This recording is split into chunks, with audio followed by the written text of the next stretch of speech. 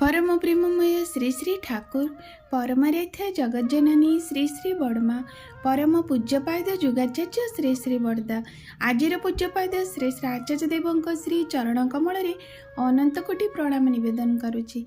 सभी गुरु परिवार श्रीचरण में अनंत कोटि प्रणाम निवेदन करुछि। मोर भिडियो देखुथिबा प्रत्येक गुरु भाई और माँ मानू अंतरर आनंदित जयगुरु श्रद्धा भक्ति भल पाइबा ढेर सारा शुभकामना समस्तों पाई। जीवन रे परम पिता को ग्रहण करी जीवन रे चलिबा पथ जे एते नियारा ताहा जे नहीं चली से ही अंगे लिभेची सी ही जाने।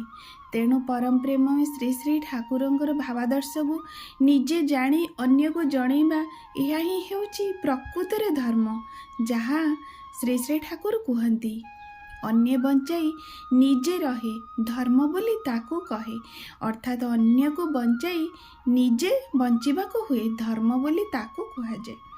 तेणु तांको जीवन रे ग्रहण करिबा परे जीवन रे आसुथिबा अनेक समस्यार समाधान कि सुंदर भाव रे हेई जाए ताहा किंतु जी नहीं कि करिची से ही जाने।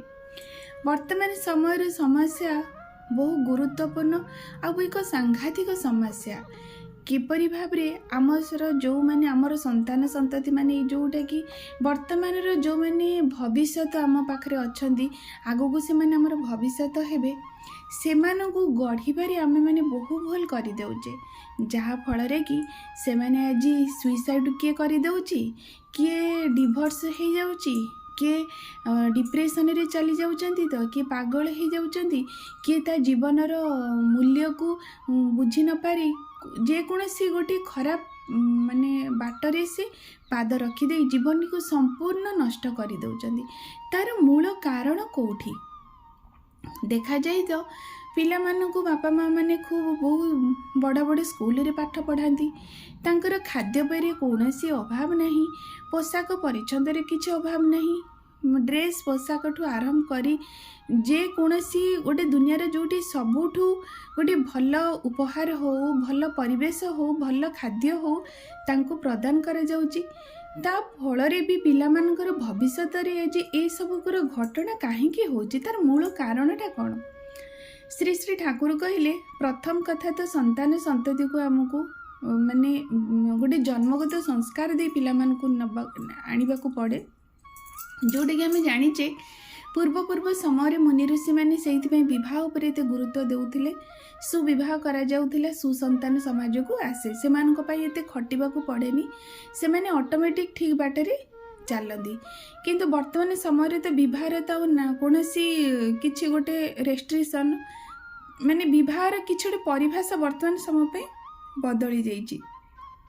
तेणु जोठी विवाहटा भूल है सुसंतान माने आसुना जो संतान माने आसुचंती सेमानकु हम ठीक भाव में परिपोषण करिपारुना जोटा कि वर्तमान समय तांकर सब माने सर्वनाशर कारण होची।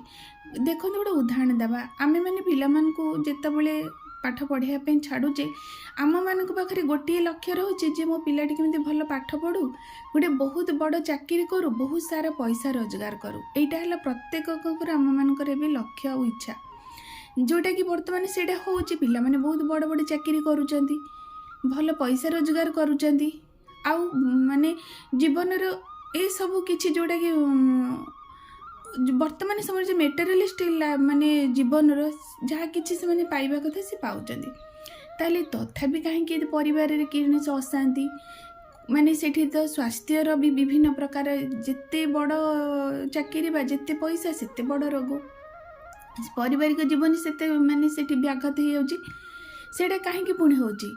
देखंतु कारण मनीष जीवनर लक्ष्य बा शांति रे से ए धन बा चाकरी से पाएनी आमे जतबेले पिलाटी को जितेबाला आमे गढ़ापी चाहूबा ताकू जितेबाला गोटे भल भविष्य देवाई चाहिए प्रत्येक बापा माँ ताकू छोट दिन ये शिक्षा देवा उचित जोटा कि श्री श्री ठाकुर खूब सुंदर भाव ये ध्यान देइचंदी छोट दिन ताकू यही शिक्षा देवा उचित से किपरि भाव रे पाठ जेपरि भाव रे पढ़िबो से पाठटा मु पढ़ुची काहेकि मु जो चाकरी भी करे से चाकरी मोर लक्ष्यटा कौन रहिबो।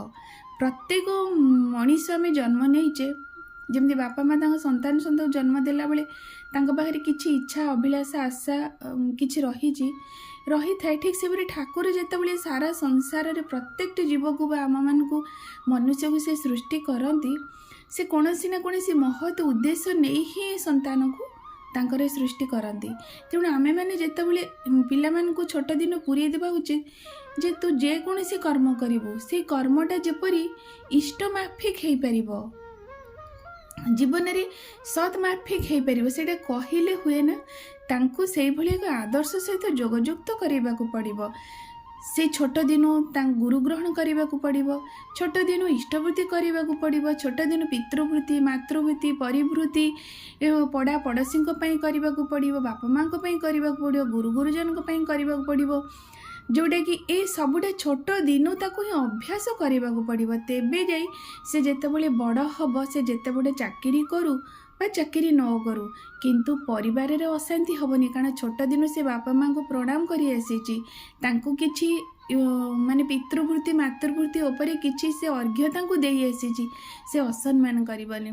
ଛୋଟ ଦିନୁ ଗୋଟେ ପିଲାକୁ ସେଭଳି ଭାବରେ ପୁଅ ହେଉ ବା ଝିଅ ହେଉ ତା ବାପା ମା' ସେଇ ଶିକ୍ଷା ଦେଇଥିବେ ଯେ ଗୋଟେ ପୁଅ ହେଲେ ତୋର ପ୍ରତ୍ୟେକଟି ମାନେ ନାରୀ ଯାହାକୁ ତୁ ଦେଖିବୁ ସେ ସମସ୍ତେ ତୋର ଗୋଟେ ମାତୃସ୍ଥାନୀୟ ବା ଭଉଣୀର ସ୍ଥାନ ଦେବୁ। ପ୍ରତ୍ୟେକ ନାରୀକି ମଧ୍ୟ ସେଇ ଶିକ୍ଷା ଦିଆଯାଏ। ସଂସାରରେ ଯେକୌଣସି ପୁରୁଷକୁ ଦେଖ ସେ ସବୁ ପିତୃତୁଲ୍ୟ, ଏସବୁ ଛୋଟ ଦିନୁ ହିଁ ତାଙ୍କ ମୁଣ୍ଡରେ ପୁରେଇବାକୁ ପଡ଼ିବ। ତେବେ ଯାଇ ସଂସାରରେ ସେ ଯେତେବେଳେ ବି ବଡ଼ ହେବେ ବାପା ମାଆଙ୍କୁ ତ ଅସମ୍ମାନ କରିବେନି।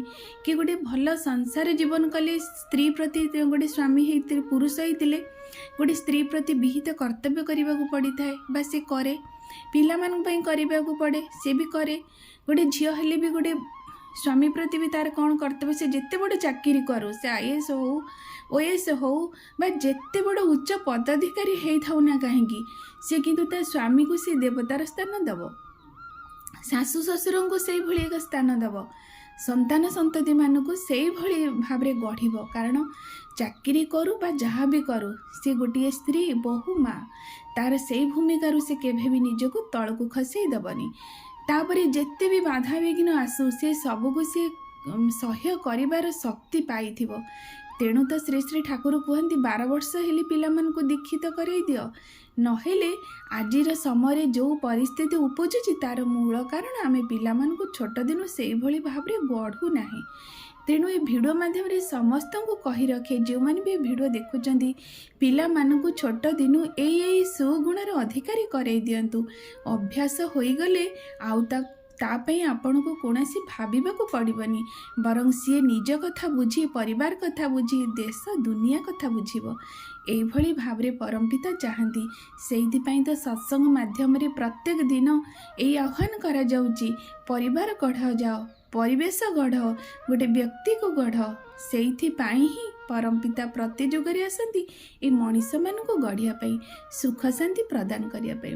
ତେଣୁ ଏ ଭିଡ଼ିଓ ମାଧ୍ୟମରେ ମୁଁ ଏତିକି କହି ରଖେ, ଯେଉଁମାନେ ବି ଭିଡ଼ିଓ ଦେଖାଉଛନ୍ତି ସେମାନେ ନିଶ୍ଚିତ ଭାବରେ ତାଙ୍କ ପିଲାମାନଙ୍କୁ ଏଇ ସୁସଂସ୍କାରିତ କରନ୍ତୁ, ସବୁ ଦିଗ ଦେଇ ତାଙ୍କୁ ଷ୍ଟ୍ରଙ୍ଗ କରନ୍ତୁ, ମଜବୁତ କରନ୍ତୁ।